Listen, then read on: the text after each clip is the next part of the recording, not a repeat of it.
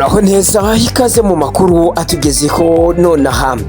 Minisitiri w'intebe w'Ubufaransa yatangaje ko abantu 40 bamaze gupfa barohamye kuva tariki ya 18 Kamena 2026 kubera kujya koga mu mazi magari mu gihe Uburayi bwugarijwe n'ubushyuhe bukabije. Ubuyobozi bwatangaje ko izi mpanuka zatewe ahanini no kogera ahantu hadafite umutekano mu gihe cy'impeshyi ndetse no mu gihe cy'ubushyuhe bwinshi nk'iki gihe turimo. Minisitiri rero ushinzwe siporo n'urubyiruko yavuze ko bitagomba gufatwa nk'ibintu byoroshye kujya koga ahantu hatari umutekano mu gihe cy'ubushyuhe bukabije. Ubufaransa na Esipanye n'Ubutaliyani nibyo bihugu byibasiwe cyane n'ubushyuhe bukabije.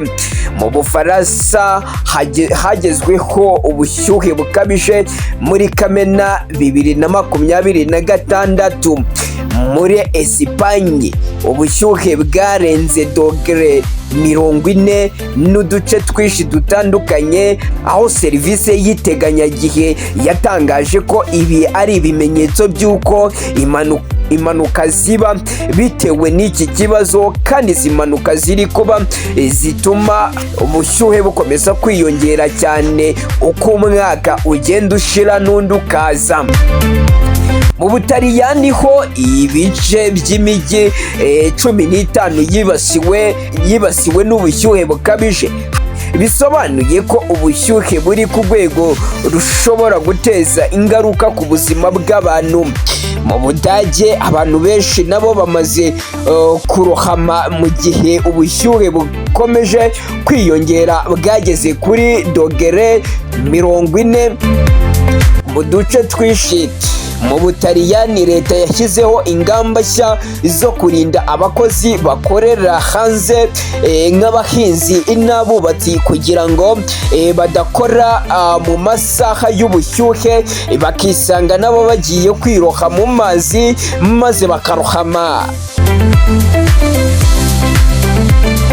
Mu yandi makuru dusanga mu gihugu cyacu cy'u Rwanda nuko mu karere ka Bugesera umugore yafashwe yibye ihene maze akayibaga. Nyuma yo kuyibaga agafata inyama zayo akazimanika ku rusenge. Nyuma y'uko umuturage abona aho yari yaziritse ihene ye ko ntayihari, yahise yitabaza abaturage batangira gusaka bareba ko iyo hene yaba irigise. Nyuma y'uko barimo basaka, umugore atangira kwigamba. Binjiye mu nzu bahasanga inyama zitagira umubare, bahita batekereza ko ari iyo hene yabaze. Inyuma babajije uwo mugore aza kwemera ko iyo hene yayibaze koko, ngo bitewe n'ikibazo cy'inzara.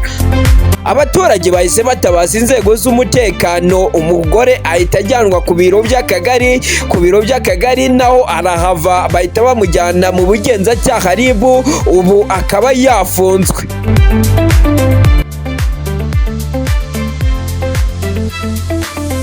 Mu yandi makuru dusanga mu karere ka Kamonyi nuko abantu 5 bagwiririweho n'igikuta barimo bubaka icy'amabuye gihita cyica 3 muri bo, abandi 2 barakomereka bajyanwa kwa muganga. Ibi byabaye none tariki 23 Kamena 2026, ikibera muri ako gace ndetse no muri ako karere ka Kamonyi. Umunyamabanga nshingwabikorwa yemereye ikinyamakuru Umuseke aya makuru ko ari impamo koko ko iyo mpanuka yabaye igatwara ubuzima bw'abantu 3, abandi 2 bakajyanwa kwa muganga ari indembe.